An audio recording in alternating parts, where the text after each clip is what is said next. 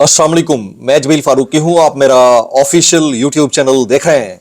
आज दिसंबर 2025 की 19 तारीख है, जुम्मे का दिन है। जिस वक्त वीडियो रिकॉर्ड हो रही है पाकिस्तानी वक्त के मुताबिक दोपहर के 2 बज चुके हैं। मेरी अंडरस्टैंडिंग में, मेरी नज़र में गुज़िश्ता 24 घंटों की 3 top stories, breaking developments, big news हैं जो मैं आपके साथ शेयर करना चाहूँगा। सबसे पहली और बड़ी खबर अडियाला से, जिसके वकील 25 करोड़ अवाम के मुर्शिद यानी कप्तान कैदी नंबर 804 यानी इमरान खान के नजरिए उनके मंशूर मिशन रिहाई, मिशन मुलाकात और उनके मैंडेट के चोरी होने का मामला है। जबकि मैंडेट चोरी करके इक़्तिदार में आने वाली फॉर्म 47 की जाली सरकार, इसके वज़रा, ओहदेदार, सहूलतकार, यार, बुतार, शॉपर, टाउट, टमाटर, सारे के सारे सिर्फ एक शख्स को गिराने के लिए, कैद में बैठे हुए सिर्फ एक कैदी को गिराने के लिए इस हद तक आगे जा चुके हैं कि जुम्मे के रोज भी उन्हें काम करना पड़ा, जिस काम को सुनकर देखकर आप बेख्तियार कह उठेंगे कि जुम्मा पटवार खाने के ऊपर भारी पड़ गया। उसकी डिटेल तो तफसीलात क्या रहेंगी वो मैंने शेयर करनी है। जबकि पाकिस्तान तहरीक इंसाफ की मरकजी क़यादत फैसलों के ऊपर उस तरह की एक्टिविटी नहीं कर पा रही जो कि नजर आनी चाहिए। कौन से फैसले? एक तो वो फैसले जो अदालत से आ रहे हैं, एक वो फैसले जो क़यादत को करने। अभी तक इनको समझ में आके नहीं दे रहा कि ये क्या कर रहे हैं। Likewise is the case with तहरीक तहफ़्फ़ुज़ आईन पाकिस्तान। ये तहरीक तहफ़्फ़ुज़ आईन पाकिस्तान TTI मेरे तो समझ में नहीं आई, मतलब कर क्या रही है भाई? हर 4-5 दिन के बाद 2 रोजा कौमी कॉन्फ्रेंस बुला लेते हैं, कर कुछ नहीं पाते। उनसे अब सवाल होने जा रहा है। फिर अलीमा खान साहिबा की तवक्कुआत थी, मरकजी क़यादत है, और बहुत ज्यादा तवक्कुआत थी कि इतना बड़ा कैपिटलाइज करके दे दिया सिचुएशन को, ये कुछ कर नहीं पाए। तो उसकी डिटेल्स, क्योंकि गुस्सा बड़ा है, कुछ वायरल ट्वीट्स, वायरल बयानात, इसलिए गुजारिश है वीडियो आपने शुरू से आखिर तक देखनी है।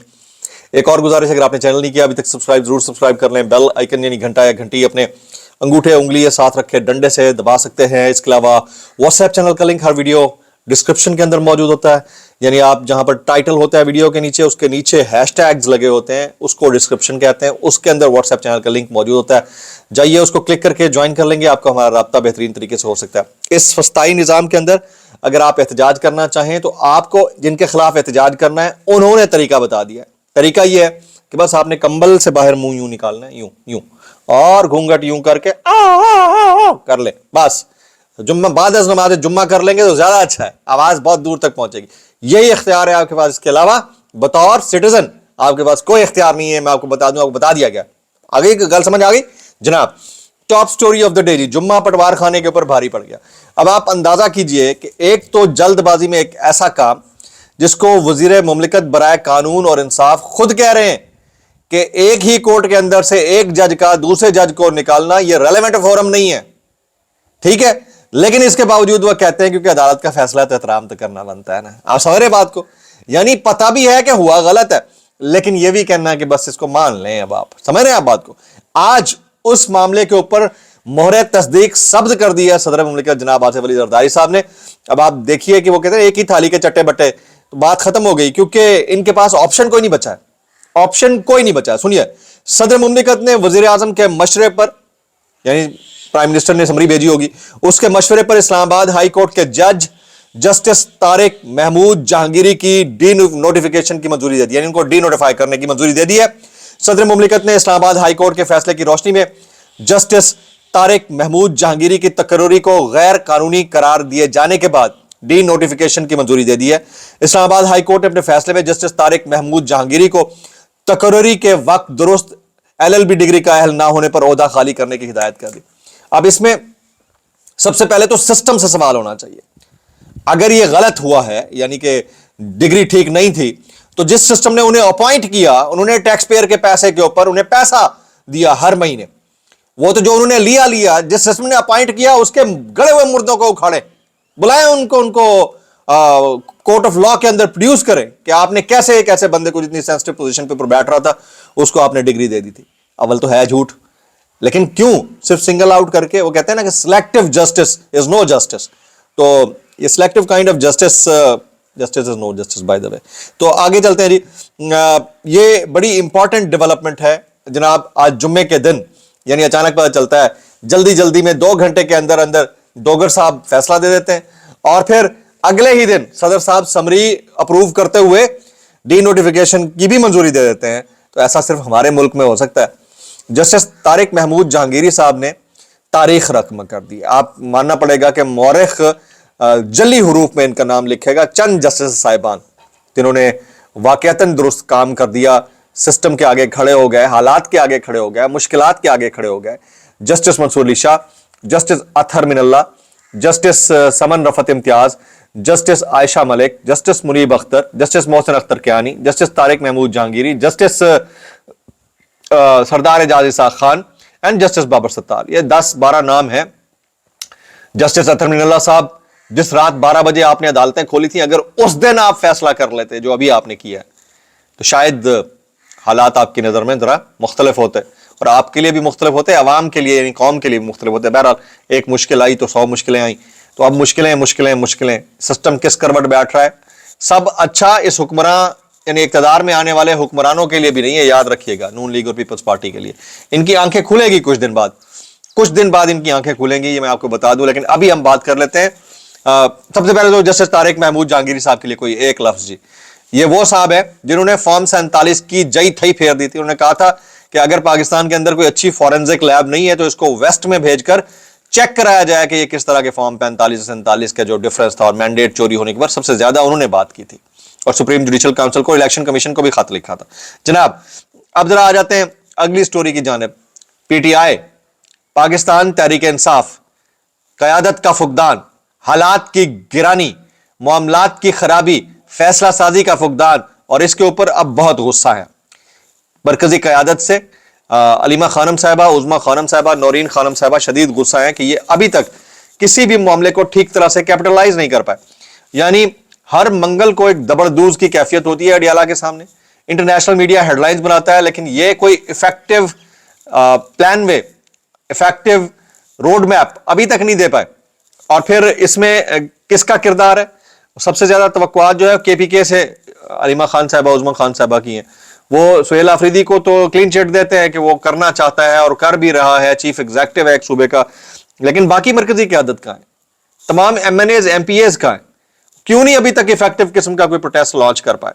اگر واقعی ان کی نیریٹو کے اندر دم ہے تو کیا صرف سوشل میڈیا کی حد تک ہی رکھنا ہے؟ تو یہ سوال بہنیں کر رہی ہیں بھائی سے. اچھا, ان بھائیوں سے جو مرکزی قیادت کے بھائی ہیں, ان بھائیوں سے کر رہی ہیں. لیکن سوال یہاں پر یہ بھی پیدا ہوتا ہے کہ کیا کے پی کے پاس یہ استعداد ہے کہ وہ مذاکرات نہ ہونے کی صورت میں کوئی افیکٹو قسم کا لانگ مارچ کر پائے؟ تحریک تحفظ آئین پاکستان, اس کے اوپر بھی سوال اٹھتا ہے کہ تحریک تحفظ آئین پاکستان جو ہے ہر 3-4 ہفتے کے بعد ایک 2 روزہ 3 روزہ قومی کانفرنس بلا لیتی ہے, چومی کانفرنس, اور اس کے اندر سے نکلتا کچھ نہیں ہے. یعنی یہ کانفرنسیں کرا کے آپ کیا کرنا چاہ رہے ہیں؟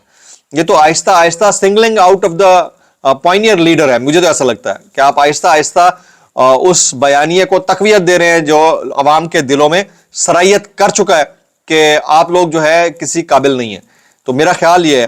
اچھا, سہیل آفریدی صاحب نے پچھلے دنوں بڑی کوششیں کی. ان کی کوشش تھی کہ کوٹ لکھپت جیل جا کے اسیران سے ملاقات کی جائے. اڈیالہ نہیں جانے دے رہے تو کم از کم کوٹ لکھپت جیل جایا جائے.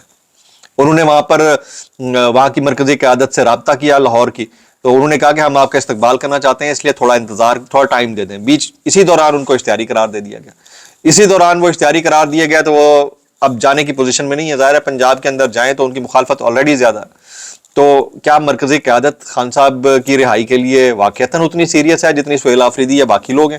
یہ وہ سوال ہے جس کا جواب. اچھا مجھے یہ بتائیں, پنجاب کی مرکزی قیادت, ایون سینٹر کی مرکزی قیادت, تحریک تحفظ آئین پاکستان یا سہیل آفریدی, آپ کو کیا لگتا ہے کون زیادہ بہتر اور افیکٹو خان صاحب کے لیے کام کرنے کی کوشش کر رہا ہے؟ میکسیمم کامنٹس آپ نے نیچے کرنے ہیں جناب. اچھا اب آگے چلتے ہیں, ذرا اور بھی زیادہ امپورٹنٹ چیزیں. کیا ایک اچھی موو جنریٹ کرنے میں سہیل آفریدی کامیاب ہو پائیں گے؟ لیڈر تو جیل کے اندر ہے, لیڈر لیس تحریک ہو سکتی ہے. نیکسٹ جو ٹیوزڈے ہوگا, یہ اب آپ میری بات ذہن نشین کر لیجیے گا, اگلا جو منگل ہے, اگلا منگل ایک نئی موو کو جنم دے گا. اگر تو لوگ نکل آئے, اور اگر تو علیمہ خانم صاحبہ, عظما خانم صاحبہ, نورین خانم صاحبہ اس سچویشن کو کیپٹلائز کرنے میں کامیاب ہو گئیں تو عمران خان صاحب کے لیے ہو سکتا ہے کہ راستے تھوڑے سے سکون میں آ جائیں. منگل کا جو دنگل ہے, ہر منگل ہی لگتا ہے, لیکن اگلے آنے والے منگل کا جو دنگل ہے وہ دیکھنے والا ہوگا. آج کوٹ لکھپت جیل سے بھی ایک بڑی خبر آ رہی ہے. کوٹ لکھپت جیل سے آج 9 مئی کے مزید 2 مقدمات میں فیصلہ تھوڑی دیر بعد سنایا جائے. جس وقت آپ یہ ویڈیو دیکھ رہے ہوں گے ہو سکتا ہے فیصلہ آ بھی چکا ہو. ڈاکٹر یاسمین راشد صاحبہ, میاں محمود الرشید صاحب, اعجاز چودھری صاحب اور عمر سرفراز چیمہ سمیت 30 افراد کو آج سزائیں متوقع طور پر سنائی جا سکتی ہیں. اچھا, عالم یہ ہے کہ ڈیجیٹل میڈیا سے تعلق رکھنے والے صحافی دوست, نوجوان صحافی لڑکا ہے یار سراب برکت, اس کا جو جوڈیشل جو ہے وہ کر دیا گیا تھا. اب ان کی ضمانت بعد از گرفتاری منظور کر لی گئی ہے. جوڈیشل میجسٹریٹ عباس شاہ نے 1 لاکھ روپے کے مچلقوں کے عوض ضمانت منظور کی ہے. جناب, اب میں کچھ وائرل بیانات شامل کروں گا اس ڈسکلیمر کے ساتھ. اگر آپ کو میری بات بھی لگتی ہے تو معذرت, زیادہ لگتی ہے انتہائی معذرت, اور زیادہ لگتی ہے سانو کی کیسے کر لیتے ہو یار. یہ فواد چودھری صاحب کہتے ہیں مذاکرات نہیں کرتے تو سہیل آفریدی کے پاس لانگ مارچ کے علاوہ کوئی آپشن نہیں ہوگا. پھر کہتے ہیں کہ میں جب جیل گیا 5 ماہ گزار کے آ گیا لیکن کوئی مجھے پوچھنے تک نہیں آیا. جو پہلی بات ہے اس سے بھی میں اتفاق کرتا ہوں کہ long march is the final option اگر مذاکرات نہیں ہوتے. دوسری بات, پوچھنے کوئی نہیں آیا.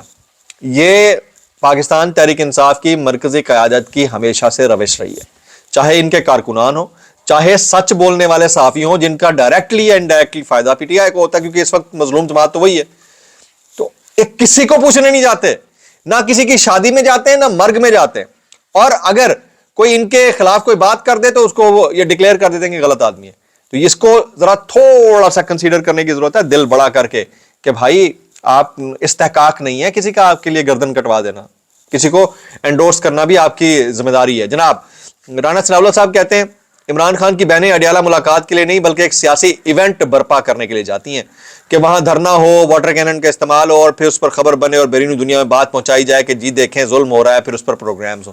تو بھائی آپ نہ کر لیں دیں نا, آپ مل لینے دیں بہنوں کو بھائیوں سے, بھائی سے بات ہی ختم ہو جائے گی. آپ یہ قیامت برپا کیوں ہونے دیتے ہیں؟ مطلب آپ بھی تو اس میں اتنے ہی بڑے فیسلیٹیٹر ہیں نا, تو یہ مسئلہ حل کر لیں. حکومت آپ کی ہے, آپ کس سے کہہ رہے ہیں بھائی. آگے چلتے ہیں جی. جسٹس طارق محمود جہانگیری سے متعلق یہ انصار عباسی صاحب کہتے ہیں جسٹس طارق محمود جہانگیری آئندہ ماہ کے اوائل میں ریٹائر ہونے کا ارادہ رکھتے تھے تاکہ وہ بعد از ریٹائرمنٹ پینشن کے فوائد حاصل کریں, لیکن ابھی یہ ہو گیا, اب جنوری میں وہ ریٹائر ہو سکتے ہیں. جناب بیرسٹر عقیل صاحب یہ کہتے ہیں کہ جسٹس طارق جہانگیری کے خلاف فیصلے کا یہ فورم نہیں تھا, اصل فورم سپریم جوڈیشل کاؤنسل تھا. تو وہ کہتے ہیں ہاں میں آپ سے بحیثیت وکیل اتفاق کرتا ہوں, میرے خیال سے یہ فیصلے کا فورم نہیں تھا, لیکن ہم عدالتی حکم کے پابند ہیں. معاف کر دیا بھائی, آپ کتنے حکم کے پابند ہیں؟ اگر عدالتی حکم کے اتنے ہی پابند ہوتے تو جسٹس ڈوگر صاحب کے عمران خان صاحب سے ملاقات کرانے کے آرڈر کے اوپر عمل درآمد کراتے ہوئے بہنوں کی بھائی سے ملاقات کراتے اور یہ انٹرنیشنل ہیڈ لائنز نہ بنتی. میں اتنا کہنا چاہوں گا, کیسے کر لیتے ہو یار. میکسیمم کامنٹ دعا میں یاد رکھیے. السلام علیکم ورحمۃ اللہ وبرکاتہ.